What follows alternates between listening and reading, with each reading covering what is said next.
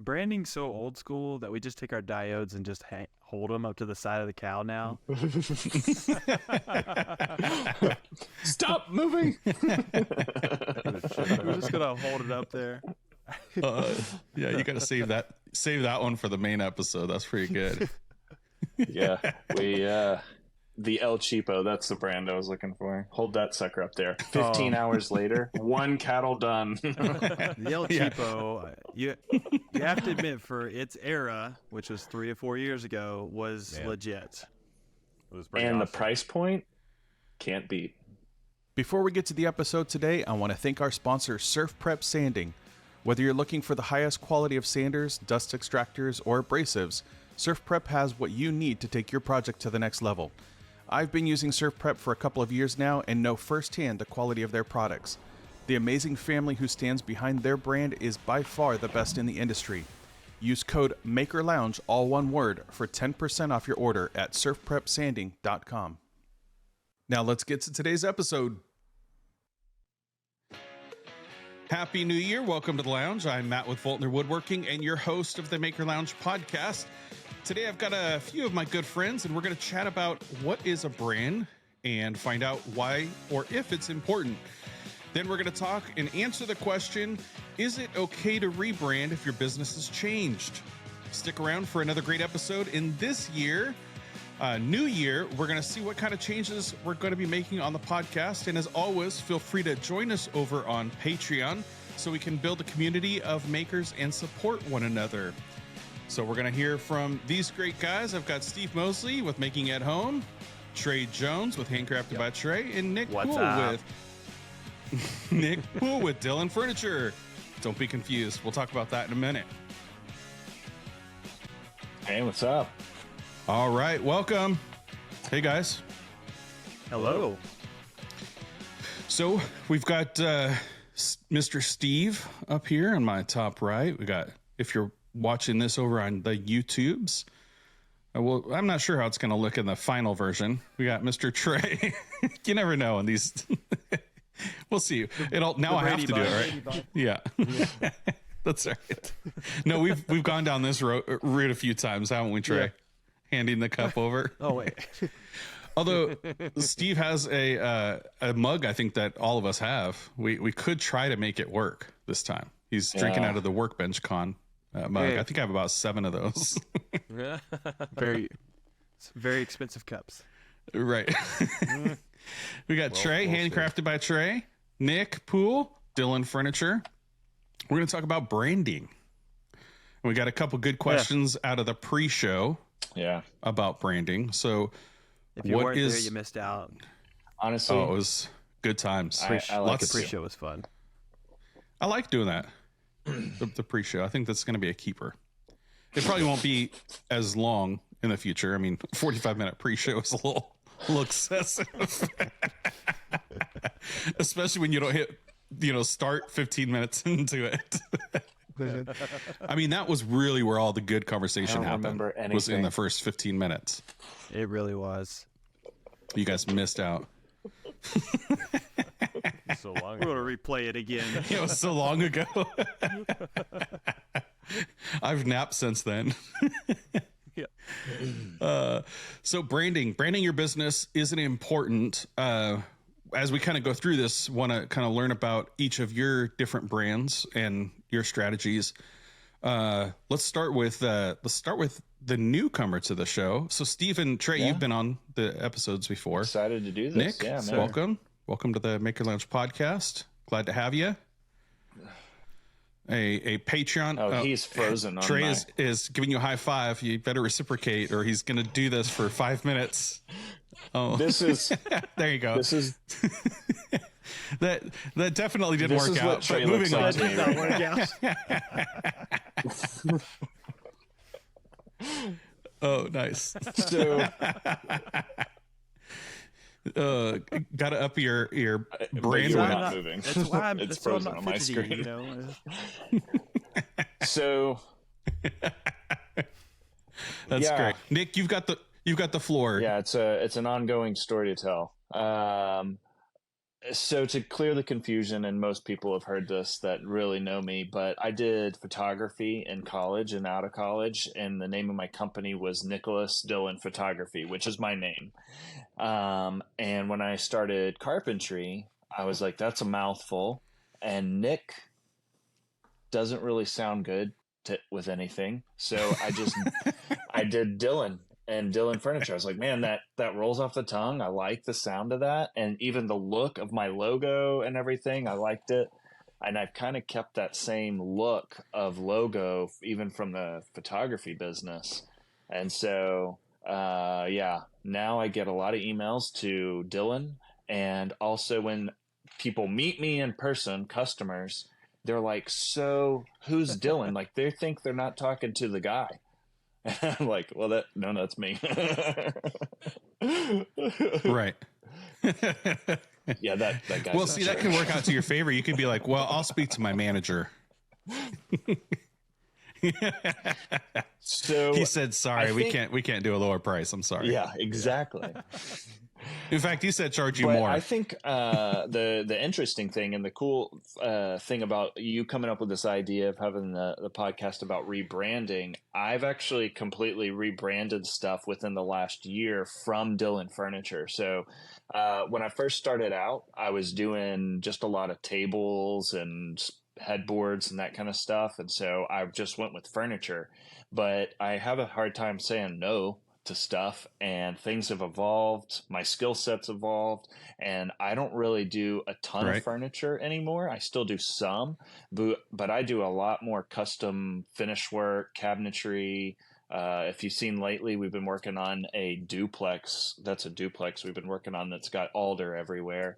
And so I dropped furniture and formed an LLC and went with Dillon Custom Carpentry. And so that's been the case for the past year. And then at the beginning of this year, I've started to streamline that across all my social medias.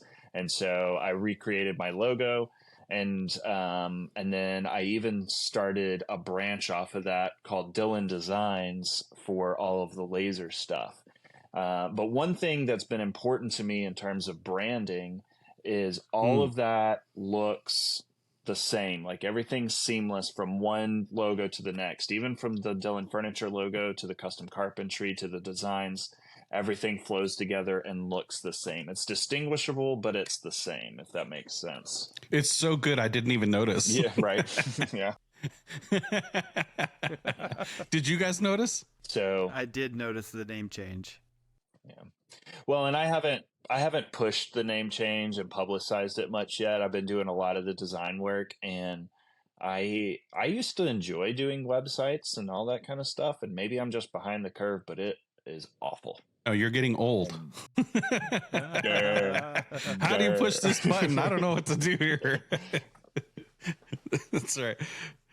What's funny is all the things I used to make fun of my dad about, as growing up in the 80s and 90s, I would make fun of my dad about things because he was like a tech teacher, and he'd be sitting there like super frustrated at the computer, and I'm like, what's going on? Like, just go press this button.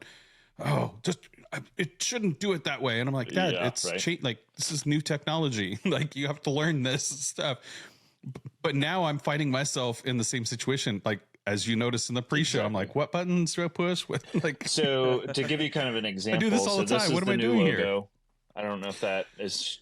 So I removed furniture and put in custom carpentry, and then this is the Dillon Designs. So the font for Dillon is all the same, and then the specification underneath it. So the one thing, and this would be a good topic of conversation for tonight, is even in coming up with those distinctions and then building the website, do you keep that the same, or do I go in and just completely revamp the logo altogether? Which I've seen both, but what are the pros and the cons of keeping a logo that people, especially on social media, like you go to Workbench or wherever and you see this logo and you're like, I know that logo, I have no idea what that guy's name is, but you're identified by the logo. You know what I'm saying? And so what are the Right. implications when you go in and you do a complete Yeah. rebrand, meaning you change your color scheme, you change your logo look, what is that a bad thing, or is it, what are you gaining from that? I mean, what I've seen is like major corporations that change things, like Price Club turned into Costco, and they did it like slowly. Different brands will do things slowly, especially in the oil and gas businesses. Businesses are acquired. They start changing things over slowly. So I think the way that you're doing it, keeping the logo, and that's just my opinion, just keeping keeping that part the same. I think that's a great way to go. Yeah. Guys, what do you think? The major part of who you are is still there. You just have now classified what you're doing under that. So I agree. What you're doing and how you're doing it is the best way to completely rebrand, especially the way social media is anymore. It's unheard of. You can't just completely up and just change 100% everything, or you've lost all reputation with brands, like company brands, working with them. So now you're starting over from scratch, and yes, they may know you as a person, but now your page is completely zero again. Like you have to have that backing to an extent. I think you've done it perfectly, and that's how I would handle it as well. Steve, you got Making at Home as yours. I think we talked about that in your episode, kind of how that name came about and things like that. But maybe just a quick recap of kind of how you came up with Making at Home. Yeah, nothing spectacular, to be honest. It was make something be at up. home while you make it up. I wish I could, but I've been. Yeah, exactly.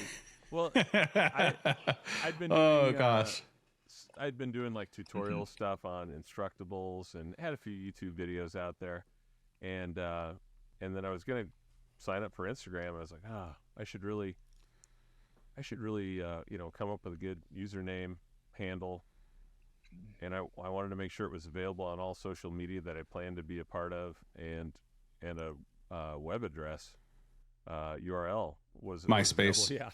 Yeah. Something.aol.com. MySpace.com/making at home. It's available. Yeah. That sounds like a good idea.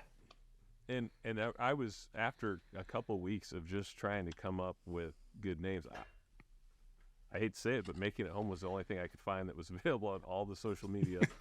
Had a website address available, and I'm like, I'm going to do something. I got to do something. I just got to pull the trigger and start, because I could just bash my head against the wall over and over trying to come up with a good or something I thought was better. But every time I'd get through, and like the last social media channel I checked, it would be taken already. Yeah. And I had a website address, and I had all of the usernames available for one I really wanted, and somebody had one on. Izzy Swan Woodworking is taken. Dang it. Yeah, but yeah, the only one that wasn't available was Facebook, and it was somebody who wasn't doing anything. And I even reached out to them to see if there was a way to get it. It was probably a dead page. It was probably me. Probably Voltner Woodworking.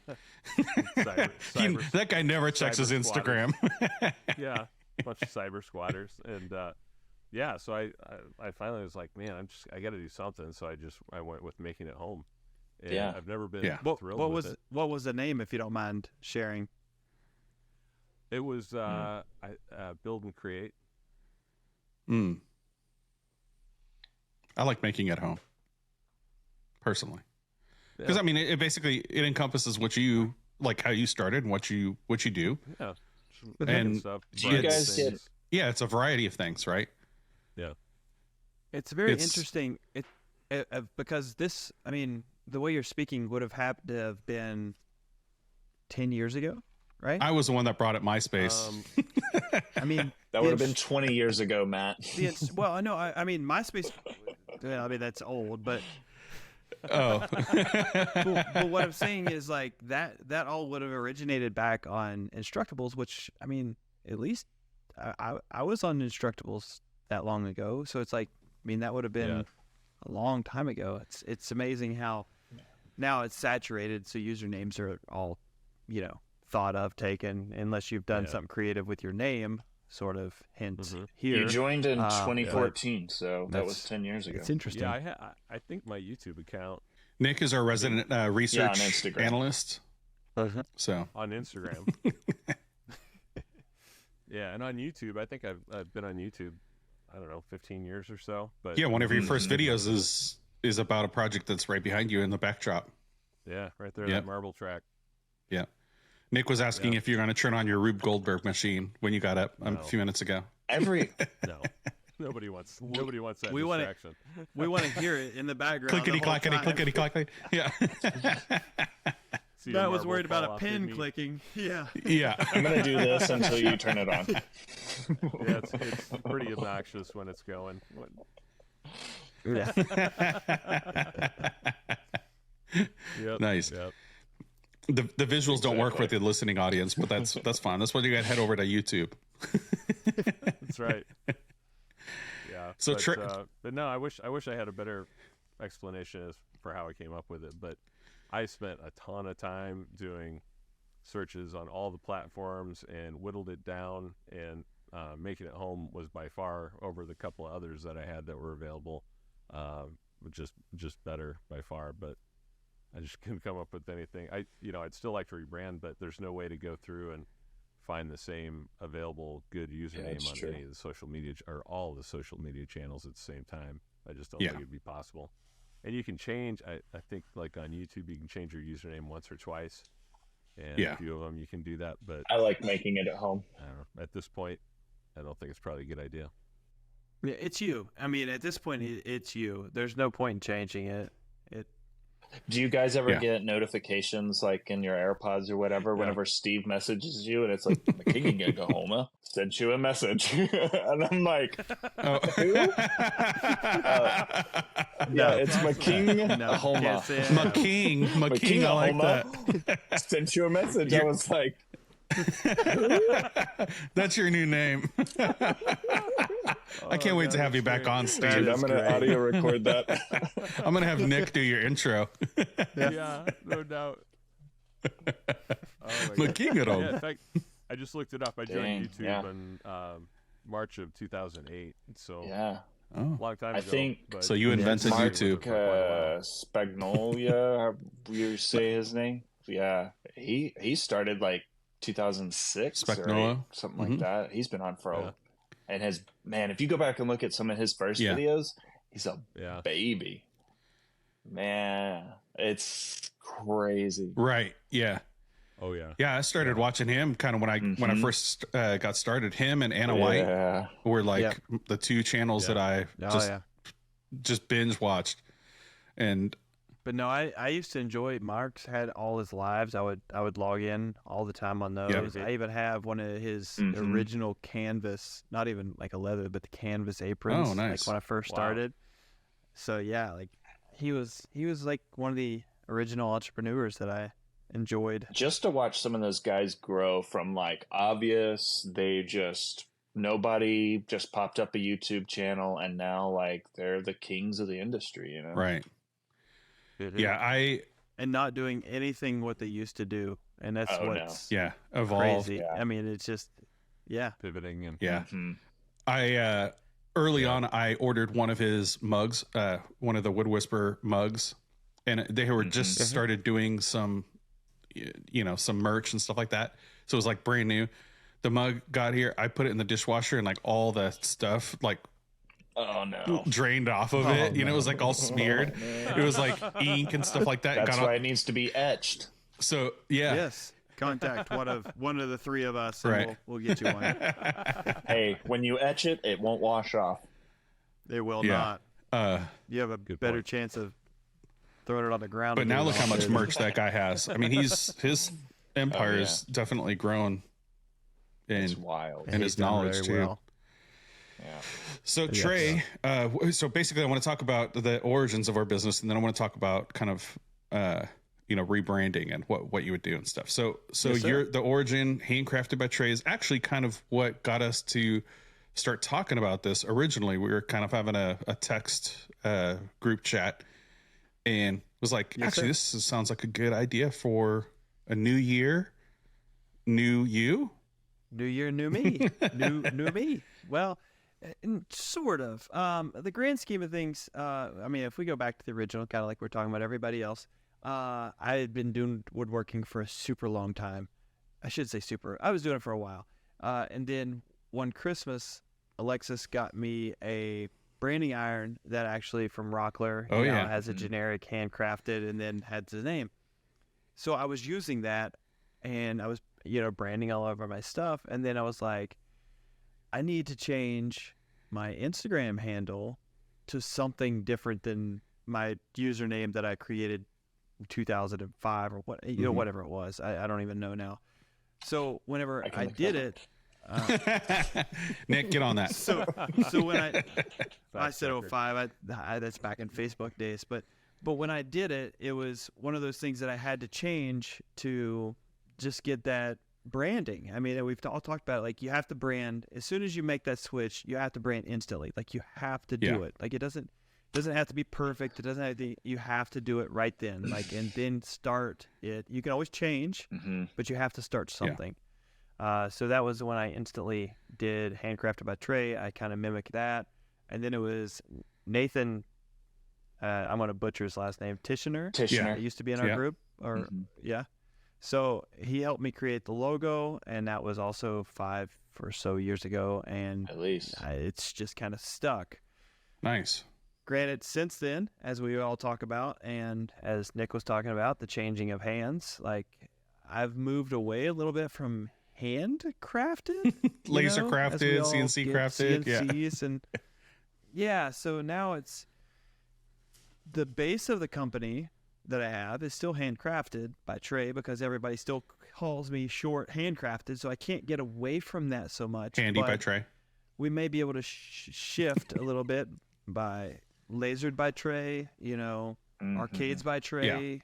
Like, it just depends on which way you kind of go with it.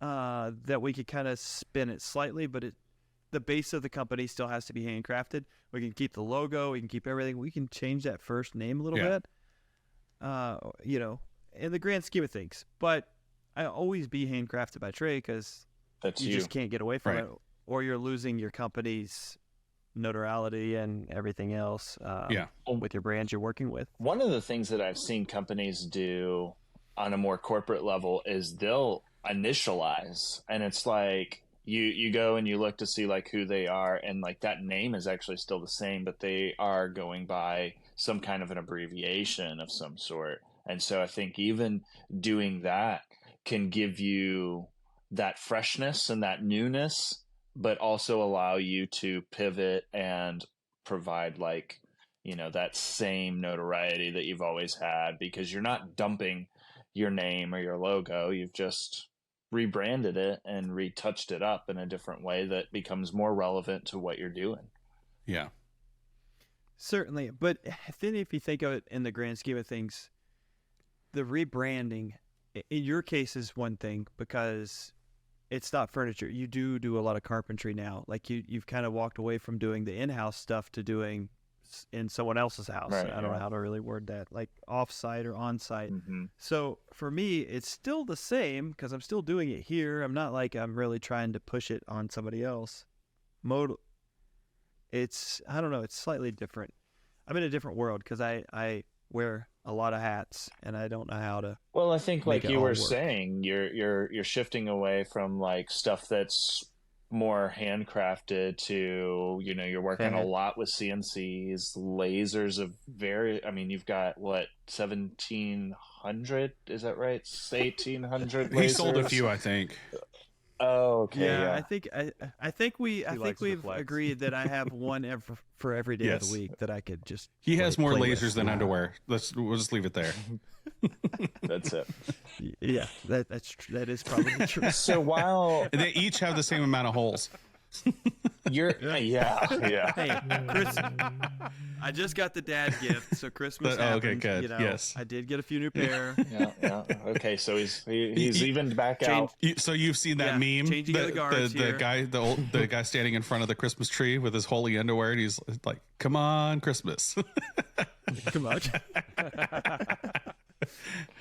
But oh goodness. at the same time, too, like it is different between. I mean, obviously, completely different situation than mine, but you are pivoting in exactly what you're focusing on. You know, you're evolving, and I think we all should be as our business Slightly, grows. But the thing that you've done in your change, which is great, is Dylan and then something else. Right, yeah. So mine starts with the handcrafted and then something else. So like if I change the handcrafted, then I'm changing my name completely because nobody, after that first word, nobody cares anymore. Like it's that and then something else. So that's where the main brand will always be Handcrafted by Trey. I cannot get away from that. Mm-hmm. But now if somebody questions me or if I do a spinoff, then I can do a spinoff of, Lasered by Trey with the same logo. Because the logo still incorporates electronics, saw blade. Like there's a lot of their circuitry.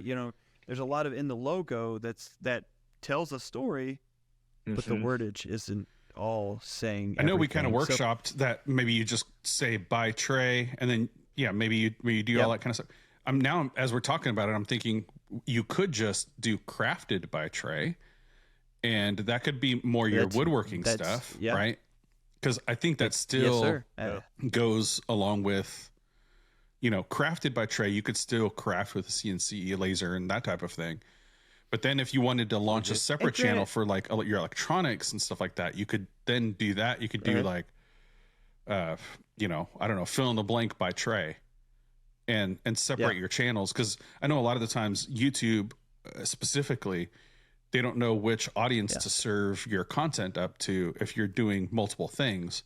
That's why I say narrow down your niche into a certain area. So maybe you start a second channel for your electronics and stuff, and then make all those videos private on your current channel. And maybe that starts to grow. And I think that there's a lot to that. If I truly push it to YouTube, which right now I haven't. I've done YouTube videos, but it's not like, I know I need to. It's one of those things, though. I'm not trying to like time. Yeah. Time is key, and right now, I got a 3 and a 5-year-old and work full time and do this, and it's just You sit down for 4 hours trying to edit a video, which all three of you understand that. That's just the intro. It takes away from making more money. That's the 30-second intro. 4 hours on that. Yeah. Matt's watched me edit before. Time is key. Time is money. And we're all here to do it. Which button do I push? But unless somebody else is kind of pushing you in a way to make a video for them, it's hard to just spruce up a video on your own sometimes. Yeah. That's why working with brands is good and bad, right? Because like a lot of the times, Agreed. I've got a video that I'm supposed to edit and kind of get out by next week, and it's not going to happen, given the time constraint. Yeah. But because I want to make it good, I don't just want to put out crap. I want to make it a good video. 100%. But they are also on you, right? But they're your boss. Yeah.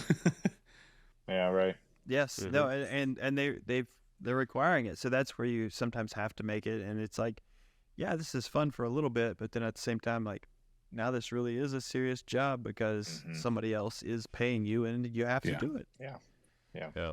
But when you're on your own, it's like, hey, I can shoot a 30-second Instagram clip, edit it for 2 seconds, and add some, Jack Harlow music to it, and boom, there we go. Yeah. Got 100 views. Yeah, that's right. All that work for 100 views. Yeah. My life right now. Yeah. So here's a question. It is what it is. If we are talking about a couple of different like subdivisions of our brands, like I was talking about doing the laser thing, and then you're even talking about like Lasered by Trey and Crafted by Trey, and you've got a couple of different spin-offs, even doing Arcades by Trey. I think that's kind of cool. That is cool. I've been thinking about, how do I build my website? Do I do several different websites, or do I have like one landing page that's like the Dylan Company, or right, Handcrafted by Trey, and then under that we've got Lasered by Trade, Dylan Designs, whatever it is, and all of those logos and Are we talking about a merger? and work. Yes, a merger. Yeah. But you know what I'm saying? Like, having something like where your name, your brands that identifies you, that's what pushes and drives everything. But then from that, some of these workflows that are more job specific, we have some places to go for that. Do you create that just in a website? Do you create that within social media?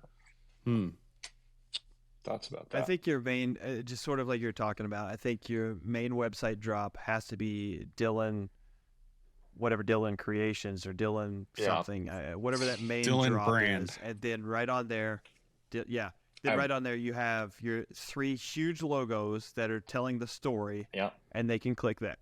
Yeah. Yep.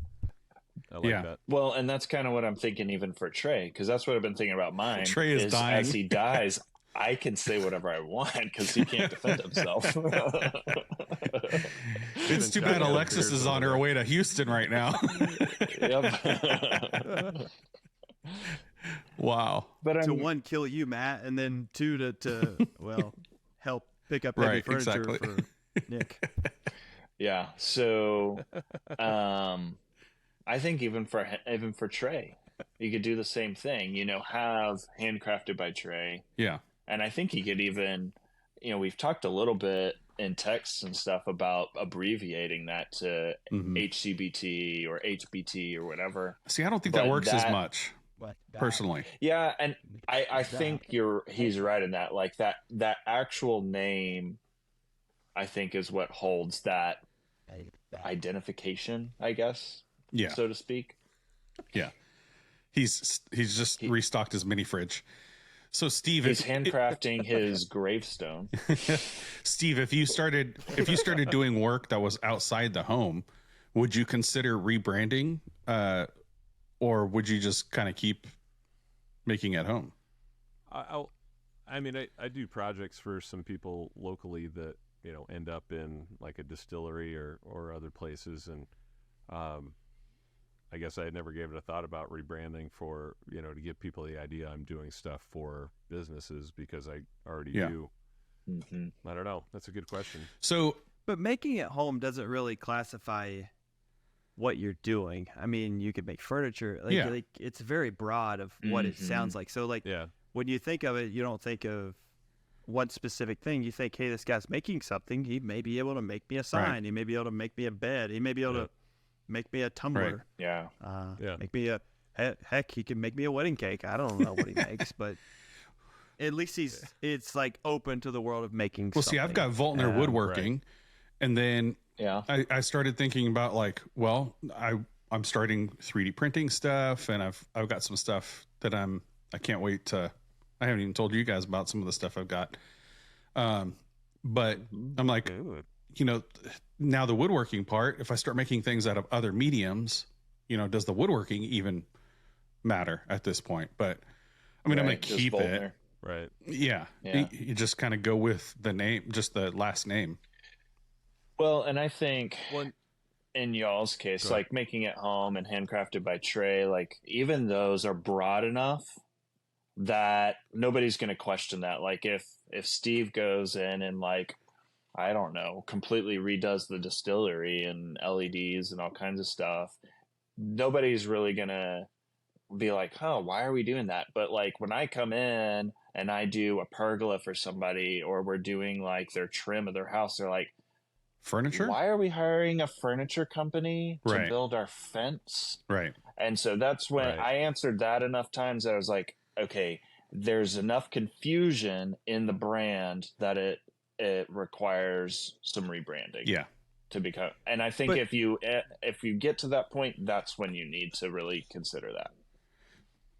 Which is true. For you, you're very versatile in what you do, and you're doing a lot more on-site work than the three of us. Yep. I mean, I'm not, Matt's done build-ins, Steve's done some stuff in the distillery or for other things, but you directly, you're not taking a furniture from the house to put it in theirs. You're literally building a fence. So like, yes, I think the separation for you, but as we talked about, it's so easy for you to do, and which you've already done. Mm-hmm. It's just the last part of the logo or name. You just change it. Yeah. I mean, So personal or there's also the. Oh, go ahead, Steve. Oh, go ahead, Matt. Oh. Well, there's also the whole progression of a business. So Trey, you went from a 2-car garage to now you've got part of that maybe, and your shop now in the lower level, and the dining room. So Trey in the basement, and the dining room, and the kitchen table, and but no, what I'm getting at is like if you're trying to turn something into a business, like right now I'm working out of 1.5 stalls of a 3-car garage. So it's a small area I'm working in. What if, in a couple of years I find a place with a small shed or something like that? Now all of a sudden, does the name or the branding not match up with what people are seeing because start out as somebody working at a small shop in their garage. Now they've got a bigger workshop. No, I think it speaks to the origin, right? Like in your case, it speaks to the origin. So I think in your case it works still. Yeah, I do too. Yeah. So I got a question. I thought it crossed my mind. But personal or business branding. So Nick, you kind of talked about, you kind of had that personal branding. Steve, you've got more of a business name type of branding. Mine is so Nick and mine are, well, actually all three, the rest of us are kind of a mix of both, right? You've got a little bit of the personal and a little bit of the business branding. But Nick, you have, people reaching out to you saying, I want to speak to Dylan, the manager, and all that kind of stuff. So is it like for somebody just getting started, right? Like maybe they, like, I think it was Don Patterson, one of our Patreon members, mentioned in the chat, like, when should you do it? Right. When should he, or when should anybody new look to make that move and put a name attached to their accounts? All right, so let me speak on this slightly. According to the rest of us, except for Steve, we all have our name or some sort of personal affiliation to our brand. One thing that I'll throw out here, since we're talking about it, that I listened in multiple podcasts in the past about branding, is to never use anything personal. And which, I mean, this was way after I've already done my thing. And one reason behind that is you never know where the business is going to go or how big you can make it. And if you can make it so huge that somebody else may be interested in buying, they don't want to buy your name. They're going to want to buy, I'll go ahead and say it. It's not affiliation to this, is R&R where he does all the R&R buildings. Yeah, the buildings and stuff. Yeah. So he was like, that was somebody that told him this, and now he's got this huge company that he's been offered money before, and it has no association to him directly as a person, and he can sell it off and still work for it, and there's just nothing there. So don't use Don Patterson. Don't use Patterson Designs. Find something that works for you, but it's not personal to you. And if I could do it again, that would be exactly what I would do. Hands over. Just try to find something that works for you, your company, sort of your thought process in the future, but don't attach it to your like name Voltner or Woodworking. anything like that. My kids neither of them have really shown any, interest beyond sweeping floors. So they're not like rushing out to the shop. They're not carrying on the family business. No, it's just not going to happen. My son's probably going to play baseball. My daughter, she's probably going to be a vet or something like that, So like when I'm done, when I hang up the apron for the last time, that's kind of the end of it. Right. So, maybe at some point does it shift over to something, later, but I would add on to what you're saying, Trey, is like making your name, making your logo simple. Make it simple because, when you do have some of those business evolution and those pivot points as your business grows, it doesn't make it confusing or complicated, which I have epically failed at. And so, Well, and it's not that you've failed; it's that you've grown as a company. Like, yes, you used to do furniture, Yeah. so like that was you. Yeah. Now it's not so much you. So you've grown as a company. It's just what I'm trying to relate to anyone else starting out or trying to do this is find something that is part of your niche, but not a focus of the niche. Wide open. Yeah. Yeah. Walmart. Wide open. You have no clue what Walmart stands They for sell or walls. anything else other than The it was Waltons. other than, But other than it was the last name. But they don't. Now nobody thinks of that. No. But what I'm trying to say is like, you have no clue what's inside the store other than it's a supermarket. Whatever you need. right. And I Yeah. that's what I would say is make your name, make it something that does, like you say, identify with you, but make it simple. And even your logo, like the number of woodworking handles that I've seen their logo, and it's like something with a saw blade. Yeah. And it's like, just keep it simple, keep it unique, because like my Dylan script, nobody has anything like that, and that's what I love about my logo. But also, as is you're doing that, is think about how that could be machined too, right? Like, how can it be replicated? Is it Small it text. easy to read when it's machined or Yep. when it's in a small logo? Yep. And That's it. is And it that's the a problem. The script is great, but when you start doing like CNC work and things like that, it might be a little more challenging. Like chosen design, I did a sign for him because he won a giveaway. This is a few years ago, and basically his design is in like a kanji, right? Like basically like an Asian kind of script, and it's kind of like etched on the outside, like it's not crystal clear. And so when I asked him, I was like, "Hey, can I clean this up?" He goes, "Absolutely not." Like he wanted it to look like ink, and it made it so much more difficult to machine it because it had like a paper or like a ink type of border to the text. Yeah, for sure. Yeah. Well, and I think too, that's what I love about Steve's logo compared to even something like that, my logo even, is that it's very simple. It can be easily put into different mediums, not just graphically, aesthetically pleasing, but it works. When you laser, it looks fantastic. If you could easily make a sign out of it, out of whatever material it's, and that's, I mean, that, you're talking about the script. My logo even has like ink droplets in it, and like no one would know that, but you when it's not there, it's noticeable, and that can't be CNC'd, Right. Those are, so it's like, I think that's a really good point, Matt, is how, like, if you were to make a metal sign, let's say you made a metal sign of your logo, would that functionally happen? Like, how are you going to have all these branches to carry your ink swipes? Right.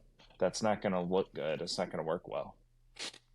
But you also have to make your logo into two ways. You have to make it one for a profile picture, which is obviously round, or the smaller squares, and then something for a title page, which is going to be long. So you need to also think of, when you're creating it, how can I take part of my logo and then the whole logo and make it in one of two, which for me, I can use the saw blade with the T in it. Everybody, hopefully everybody is very familiar with that, or the saw blade with the T and then the handcrafted lettering behind it. So make sure when you're thinking it through, think of it through in all aspects of what you're moving forward. I think the big thing to think about is, how is it going to look on a sticker wall? Is it going to stand out on a sticker wall? Are you going to stand out? That's for sure. Yeah, will it fit on a 3-inch diameter sticker? Right.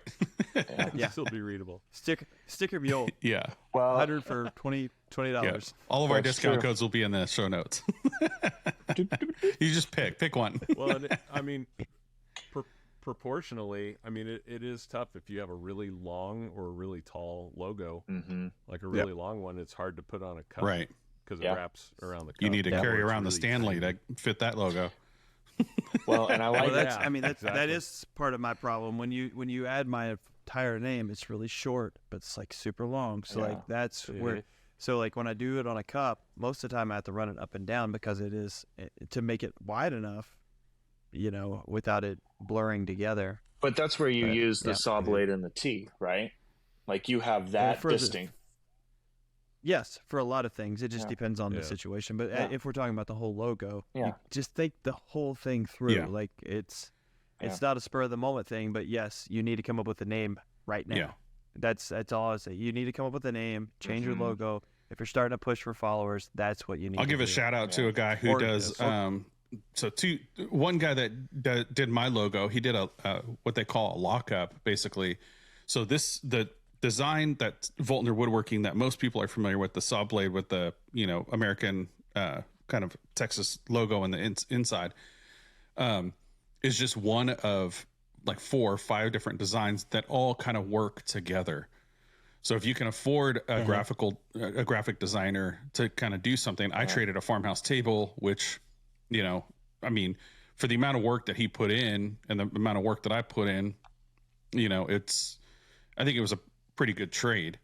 But Yeah, for sure. so Darren, I'll ask if he wants me to put his contact information in the show notes. He designed that for me. But another guy that's really good at branding is a guy named Primo. And I'll put his information. I'm sure he'll want that out there. He's got some great designing, just like across the board. You tell him what your vision is, and he can come up with a whole palette of things. The All American Maker. That's If you follow All American Maker, Brendan, his a lot of his stuff. He basically told Primo, here's kind of what I want to do, and then Primo kind of ran with it, and so. They kind of worked hand in hand on that stuff. So just great brand presence, making sure that, like you mentioned, you can use the saw logo for one thing, but then for longer things, you can, like back of a cutting board or something like that, you could put the full, deal. So it's always good to have different mediums as long as they play together. Yeah, for sure. Yeah. And I think that's a really good point that you're trying to make there, Trey, is like having a logo or having maybe a palette of logos that work together that can be versatile. Because like on a website heading, if your logo is only a circle, that makes it really difficult to have a website heading, which is something I deal with. Yes, and sir. so I think that's really something to put in consideration. And like you said, come up with a name and figure out those details as you grow and go. Yeah. 100%. But, takeaways. We can keep beating this conversation, but takeaways would be something that isn't your name or anything directly personal to you if you want your company to grow, or regardless of where it may go, you never know. None of us know. I may build a full laser tumbler business. Tumblers by trade. I don't have any way of selling it off because it's attached to my name. You get what I'm saying? Like, it's just play with that. But yeah. So Justin at Calvary Customs asked in our pre-show, what about business marketing, like Facebook marketing, websites, and things like that? Do any of you guys do any of that kind of stuff? Yeah, so to speak. Yeah. I think the important thing for me is colors, like making sure all my colors are seamless. Yeah. So, I mean, as far as like putting ads like out, design-wise. that's something that I used to do early on with Facebook. I used to do some of that stuff when I was trying to sell cutting boards and things like that. But then it kind of, as the business grew and the business goal, which we'll talk about goals maybe in the after show. But as my mindset, as my business kind of changed, I stopped doing those ads. But I was just curious if you guys were doing any of that kind of stuff, maybe around the holidays. I boosted a couple of Tumblr's posts in the past, and they've seemed to have done well. I didn't continue it on, but it was one of those 5 days to reach however many people, and so on, so on. So yes, I have paid the $1.99 or $2.99, whatever it was, and have done it. Yes, I may have seen some return, but it's also one of those things you don't really know who they're targeting. Right. Like, I mean, it's pretty good on who you can target. Like they, as far as like when I did it, you could you could go in and say, I want something, some people within this geography who like these types of things, you know, that shop for at these types of stores. Like you can dial it in if you really want to, but I just didn't see the return. I think mine was just more or less locally. I didn't really, I think I remember seeing you could target gender or whatnot, but I didn't know who I was targeting. I just threw it out to local, and it just told me how many people would reach for this amount of money, and I just threw it out there just to try. Which I think if you're going to do something like that, having like what you mentioned, Trey, it's having a name that's, you know, like more of a business type of name rather than you know, John's Woodworking or Voltner Woodworking or something like that. Like having a making at home or something. I think if you're doing those types of advertisements, I would say if you pitted Voltner Woodworking versus making at home on a Facebook Marketplace ad, more people would click on making at home ad than Voltner Woodworking. I would agree. I think making or handcraft, I mean, that's where the handcrafted, I think, does come, because it is made, something is made rather than a name. Or making, as in, you know, it's not a name, it's somebody's making something. I think that kind of plays into it, but I do agree in the grand scheme of things, either, you know, the Voltner or the Dylan is sort of pulls away from it slightly because they're looking at a person rather than a company at that point. Now, granted, with mine, you continue on and then you get a person. With making at home, you don't. So, like I said, full circle, we're coming back around to exactly what we spoke about. It's branding with a non-personal side of things. It seems more corporate when it's not a name, like a personal name, which then it's like, oh, do they have more? No, I don't know. Is it more credible because that it's not a person? Maybe it's a company, so maybe they have more credibility to what they're doing.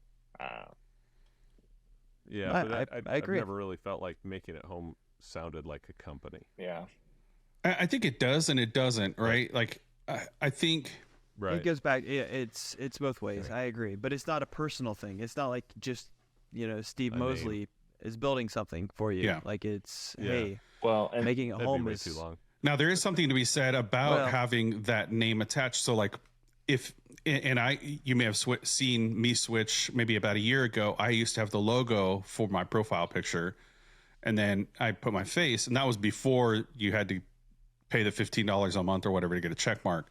But I noticed, more bigger names started having their face attached to it rather than their logo, and I think that gives it a personal touch, right? Like we're all single member LLC or single member, you know, sole proprietor or whatever.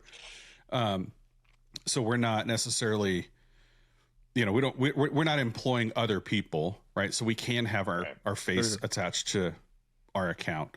Yes. But it also gives people, like when I send a message to somebody or somebody sends a message to me, it shows Matt Voltner. It doesn't say Voltner Woodworking in Instagram or whatever. So I think that provides a little bit more of a personal touch, because I used to have people reach out and just say, hey, Voltner, such and such, blah, blah, blah, blah, blah. And which is kind of nice, because then you can weed out like who really knows you, who doesn't know you. But it's also nice to like, hey, Matt, you know, and they address me by first name, which is, I don't know, to me feels like a better conversation starter. It is. So I'll get you on two things on that one. Is it's funny because somebody will really know me when they send me a message, sort of like you're talking about, and actually say Trey, because right now I'm paying that $15 a month, which I'm probably going to cancel soon. But I had to change it to a different name. Yes. Yeah. So it's like when you get those messages, it's like, hey, Johnny, you know, I'm like, gotcha. They're just looking at the profile. They don't even know me. Why are they calling me Dylan? Or even read my profile name. Yeah. Like, it's right there. Like, it's handcrafted by Trey. Like, hey, who cares what the rest of it says? I want to speak to Johnny. Johnny. Yeah, that's who's Trey, Johnny? Yeah. Who are you? I thought Trey was in the witness protection program for a while when I found out his real name. Yeah, right. Yeah.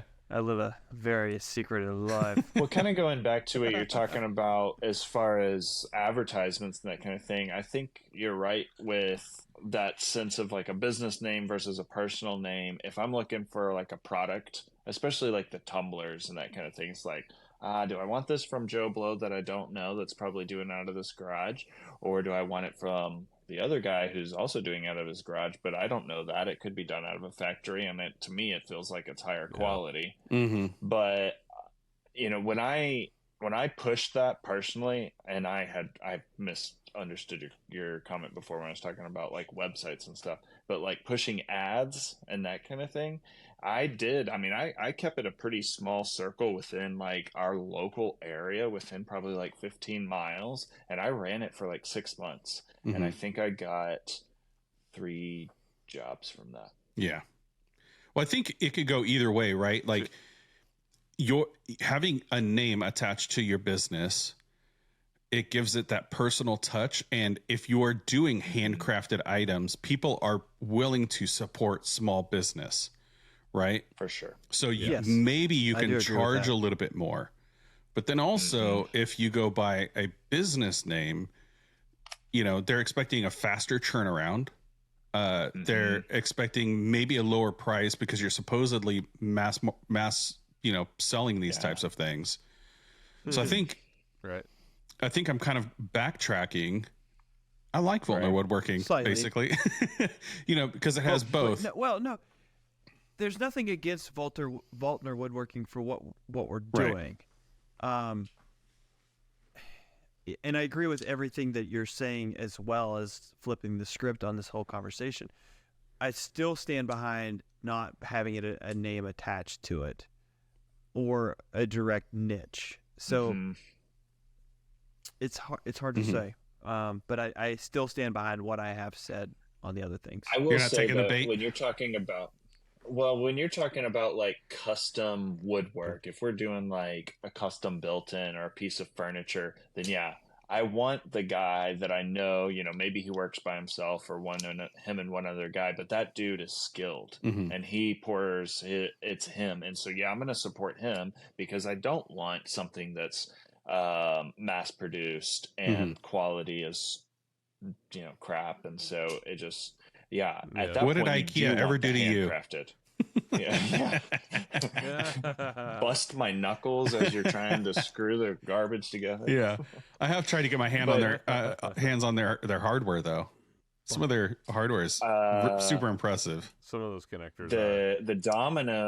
The domino knockdown hardware, and now it comes with the 500 series. The Lamello. That stuff's the Lamello is good for somebody who does cabinetry exclusively, but the clicking? domino knockdown, Are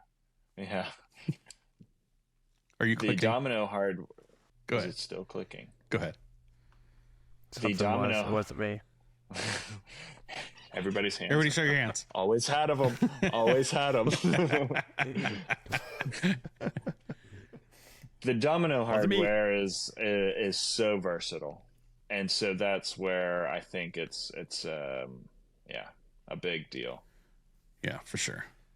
The Domino is an impressive machine. It is just It is. extremely expensive for what it is. I don't own one. I would love to have one, but I don't know. Yeah. Wait on that patent to expire. Yeah, that It's like this year, I think. that isn't that it? took me It's a 1 or big 2 step. years, yeah. It took a big step for me to take that plunge, but I will say it does bring its value. There's a lot of Festool stuff, like the dust, 100%. the dust extractor. I think you have to be insane to buy that. Yeah. It's like a $700. Buy the surf prep one. Yeah, Yeah, the POV 8. I mean, it's absolutely amazing. yeah. I mean, Hands. I love mine. what they charge for some of their stuff, it's like I don't see the value. The Domino is one of them where I bought it and I'm like, man, I wish I would have had this 5 years ago. Bye biscuit value joiner. Yeah, it's, and then you add the knockdown hardware. It's a massive game changer. Yeah. So I think everybody, I should say everybody, a lot of companies have their one tool that's just a straight niche, and that is the Festool. Like when you go into their miter saw, the Capex, Mhm. it's it's an impressive machine, but why would you spend $1,200 to $1,300 on a miter saw? Because it supposedly has a really nice dust extractor. Like I can get away with a $500 saw just as well, or a $300 DeWalt if it came down to it. Bringing it back, I mean, that goes back to the name recognition, right? So it does. Festool has a brand that they can charge that, right? Like if your brand became, known that's why people pay it. Yeah, I mean, like, look at Blacktail Studio. Cam has built up an impressive portfolio, and he can charge what he charges for his tables that you and I could only charge 25% probably of what he's charging. No, we should charge 100% of what he's charging, but we can't. Yeah, good point. Right? Or can we? Mm-hmm. We don't have the recognition for it, but I agree. Yeah.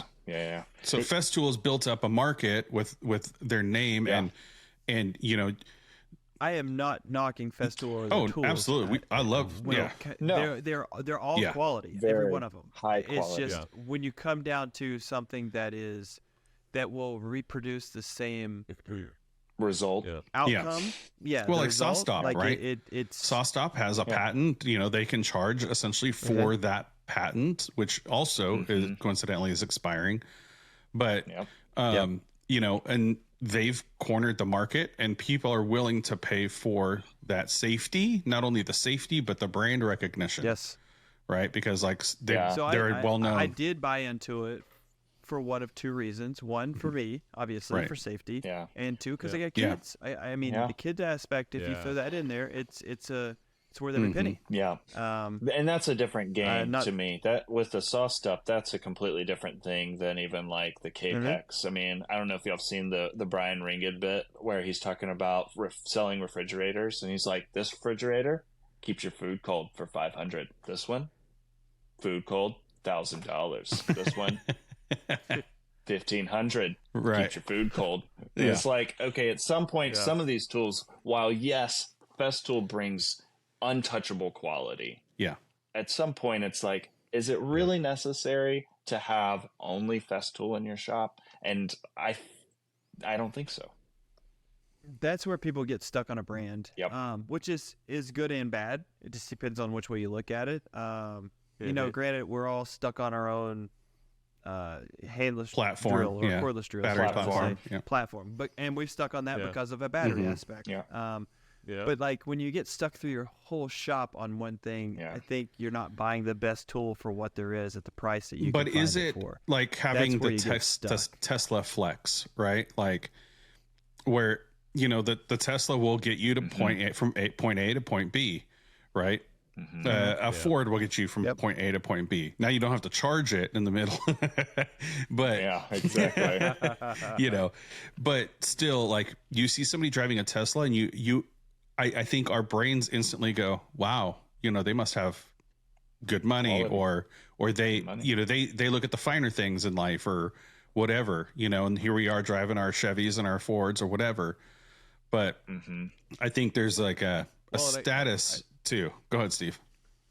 Yeah, that's true. Well, yeah. I mean, like going back to the SawStop, I mean, I bought it for safety first because I had a couple close calls.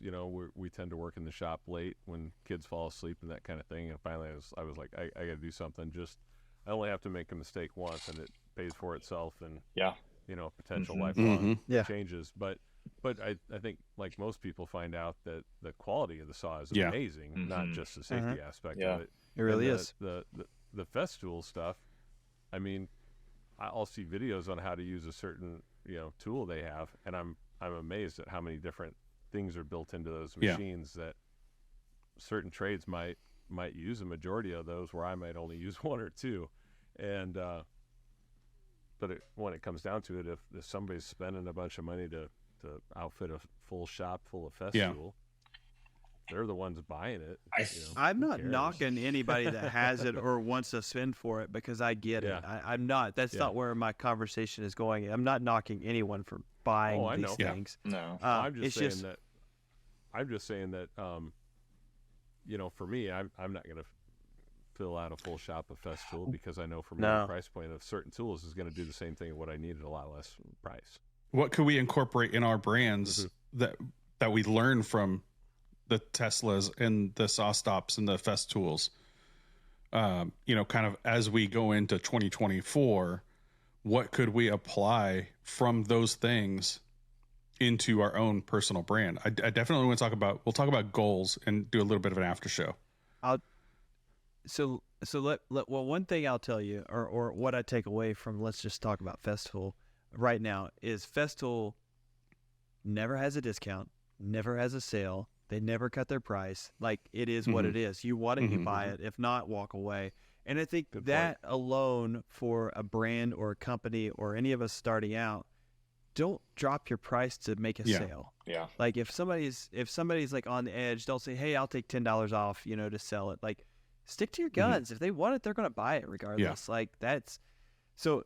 If you were to compare that to a Festool or to any higher end company like that, stick to your guns. Like, take that away. Like, I've learned that myself in a lot of ways. In the past, obviously we're all eager to sell something or make something for somebody. Don't cut your prices. Yeah. You are who you are, and you put the effort into it. There's no point in cutting yourself down. Fully agree. Yeah, get done with a big table project or something and find out you made $2 an hour. Well, I would say if you're starting out, I can almost guarantee you need to increase your price. I've never met a new woodworker that had their stuff priced adequately high enough. Right. No. Yeah. And we've been there. Yeah. Well, we've all been there. And then if you look around on like Marketplace and you see somebody selling something, you're like, how are they doing this? Right. Like you want to message them and say, like, you're doing a disservice. You're doing a disservice to yourself. Like, not only are you hurting me, but not me. I'm not trying to pull myself or us as workers into this, but it's like, you need to do better. Yeah. Like, this is it. Raise your prices until you start getting more no's than yeses. Then that's the time where you're like at the spot, right? And maybe you're not getting the yes yet that you want, and that's why you're dropping your prices. But I'm telling you, most people have their stuff priced too low. And you're talking about messaging people. There was a guy in our area that was putting out really good quality stuff, and it was evident that he was brand new, and it was like $200 for a table that I was like, there's no way you bought the material for $200. And so I messaged him and I said, man, you are doing some incredible work, and I'm telling you right now, from somebody who's experienced, you need to quadruple your prices. Yeah. You need to be paid adequately for the quality that you're putting out there. And I think that people are just a little humbled in that. And I think people are trying to broaden their portfolio too, right? Like, you're just getting started. Yeah. You want to do a bunch of different you want to do a bunch of different projects to broaden your portfolio, but still, like, if the price is $200 for a table, that's insane. Yeah. Well, then the problem you have is if you're doing work that you might have repeat business with somebody, now you set the bar very low. That is a big killer, because if you have a really good repeat customer and all of a sudden you jump prices, then it's like, bro, like even that loyalty really starts to get broken down there. And so you've set a standard for yourself that's going to be hard to surpass. Yeah. Well, some really great conversation on branding. I think, we probably could take this into another episode, and maybe we'll do just that. So make sure that you, if you're listening still at this point and you haven't got tired of our voices, good on you. Make sure you let us know in the comments, say, hey, I made it, or something like that. And let us know what you thought of the new format and kind of going back to the roots here at the podcast. Trying to bring back kind of some of that, the cool dudes just hanging out and the boys talking shop, which is how it all started. Want to say, so we'll head over to the after show.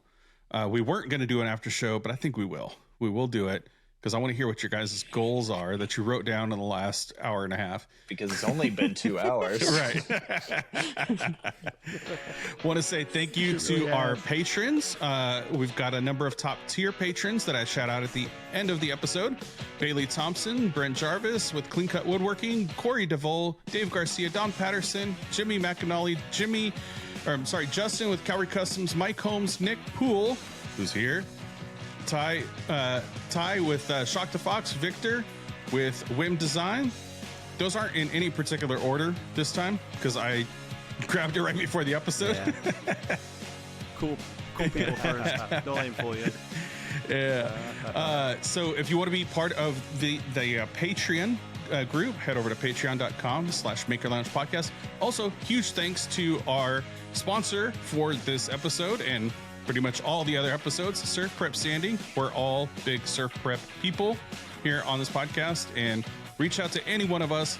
We'll be happy to get you connected with that family owned business. They're fantastic people. Thanks, guys, for being here. Let's head over to that after show. Oh, yeah. Let's do it.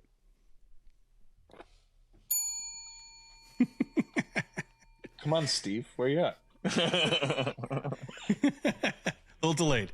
I don't know if we're all in the same. No, I order don't or think not. so. I don't know. Steve's right above me, Trey, and then Matt's in the center. Okay. That's Nick. Oh. That's Steve. And that's Matt. I think can't see all Trey of us right are now, in so I our don't know top where he's left. pointing. I can't see you. I don't know why. Mine, I can move Yeah, me but- all over the place. I'm not in the same format as everybody else. Are you saying that like our own is the first I think one? you're top left. Are you top left? Yes, sir. Trey's top left I for am me. too. Oh, Ah. Nick, you're just so Like special. mine- So if I'm top left and I do this, I'm pointing at you. Yeah. Mm, It's in order of coolness. yes. Trey. Yeah, In my Trey's mind, the yeah. coolest. Steve, you're still out on my screen. I don't know why. So are you, on mine. You guys so I haven't don't seen know each what's other going the on whole there. time? Not now. I haven't seen. Yeah. Look through your There's about telescope. 20, 25 minutes. There's about 20, 25 minutes. I didn't see anybody. Really? else. And then Matt came back, and then Nick came back, and Trey You're back still now. hasn't come Oh, back. wow. Yeah, Trey. No. Trey was stuck like this for a good hour. Because I really sat like that for an hour. I've done a couple one-on-one podcasts where that's super awkward when the other person just disappears and you don't know how to read them, and Yeah, it's so that's very difficult to do a podcast that way. And Yeah, so like I can Oh, imagine. for sure. usually I'll just put like in the chat like, hey, I don't see you, just keep talking. Like I'll edit whatever out if needed and stuff like that. Hey, I'm high-fiving you. I High-five me high-fived. back. Right. Yeah. Are we still friends? Keep it hanging, bro. Yeah, and so then I wonder, like, do they not see me, or like, is it? No, Is it it's, super yeah, awkward? it could be Yeah. weird. It could be an awkward situation. Yes. Oh, I Nick, could have agree. done that, and then Yeah. you see my logo. Don't jack with anything No, right we now, don't see your please. logo. Yes. Don't We're uploading. don't jack with anything. Don't touch uploading. any buttons.